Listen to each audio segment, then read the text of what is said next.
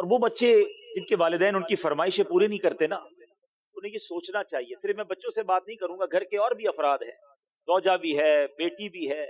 وہ کہتی ہے ابو آپ ہمارے لیے کچھ لاتے نہیں ہیں، بیوی کہتی شوہر سے آپ کچھ لاتے نہیں، اس بیچارے سے تو پوچھو اس کی مجبوری کیا ہے۔ تو وہ اسے گھر سے نکلتا ہے، چاہے سردی ہو چاہے گرمی ہو، کوئی موٹر سائیکل پر جاتا ہے، کوئی بس پہ بیٹھ کے جاتا ہے، کوئی دو بسیں بدل کے جاتا ہے، بارش میں بھی جاتا ہے۔ کیوں جاتا ہے؟ کہ چھٹی کروں گا تو تنخواہ کم ہو جائے گی، تنخواہ کم ہو جائے گی تو بچوں کو کیسے پورا کروں گا، اسکول کی فیس بھی دینی ہے، بچوں کے لیے کپڑے بھی لانے ہیں، کھانا بھی وقت پر لانا ہے، ہر چیز ہمیں تیار ملتی ہے۔ اس کی سورس کون ہے؟ وہ سورس ہمارے والد ہیں۔ والد ایک سایہ دار درخت ہے، کبھی درخت کو دیکھا ہے آپ نے؟ اس کے اوپر کے پتے گرم ہوتے ہیں، وہ ساری دھوپ اپنے اوپر سہ لیتا ہے اور اس کے نیچے اپنے بچوں کو چھاؤں دیتا ہے۔ مگر لوگ بعض اوقات اپنے والد کی قدر نہیں کرتے، اپنے والد سے الجھتے ہیں، اپنے والد کو برا بھلا کہتے ہیں۔ یاد رکھیے نبی پاک صلی اللہ تعالی علیہ وسلم کا فرمان ہے، میرے آقا فرماتے ہیں، اس کا مضمون یہ ہے کہ والد کی رضا میں اللہ کی رضا ہے اور والد کی ناراضی میں اللہ کی ناراضی۔ کبھی اپنے باپ کو ناراض مت کرنا، اگر وہ بوڑھے ہو گئے ہیں تو اب تمہاری باری آئی ہے، ان کی خدمت کرو، انہیں یہ احساس دلاؤ کہ اب میری باری ہے آپ کی خدمت کرنے کی۔ ہم اپنی ماں کو تو کہہ بیٹھتے کہ ماں میں تم سے بہت پیار کرتا ہوں، میں ساری دنیا کے بچوں سے پوچھتا ہوں کہ کب اپنے باپ کو کہا تھا کہ ابو آئی لو یو،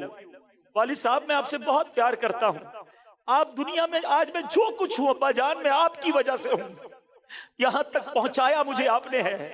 ارے جس نے انگلی پکڑ کر چلانا سکھایا، جس نے ہر مشکل میں کہا گھبرانا نہیں، میں تمہارے ساتھ ہوں، کہیں پھنس جاتا تھا تو ابو کے پاس آتا تھا، وہ کہتے بیٹا میں سنبھال لوں گا۔ اب وہ جب چلے گئے اب پتا چلتا ہے کہ کون ہے جو سنبھالے گا۔ بوڑھے ہو گئے نا تو اب خدمت کرو ان کی ڈانٹ کو برا مت سمجھو۔ جب بندہ بڑھاپے میں آ جاتا ہے تو چڑچڑا ہو جاتا ہے، بچپن اور بڑھاپا برابر ہوتا ہے۔ جب ہم چھوٹے تھے ہم نے بڑی ضدیں کی، ہم نے بہت اپنی باتیں منوائیں، اب سمجھو والد صاحب کا جب بڑھاپا آ گیا تو میں نے ان کی باتیں ماننی ہے، ان کی غصے کو برا نہیں ماننا، ان کے ٹوکنے کو برا نہیں ماننا۔ کبھی باپ کا دل مت دکھانا، یہ مت کہنا کہ آپ کو نہیں معلوم، ارے اسے کہتے ہو کہ نہیں معلوم، جس نے ہمیں چلنا سکھایا، جس نے ہمیں کھڑا ہونا سکھایا، ہر مشکل میں جس نے ہماری مدد کی۔ خدارا میں ساری دنیا کے بیٹوں سے، ساری دنیا کی بچیوں سے، ساری اولاد سے گزارش کرتا ہوں، اگر تمہارے والد زندہ ہیں ان کو خوش رکھنا، اور بوڑھے ہو گئے تو اب احساس دلاؤ ان کو کہ ابو جان آپ نے بڑا کام کیا ہمارے لیے،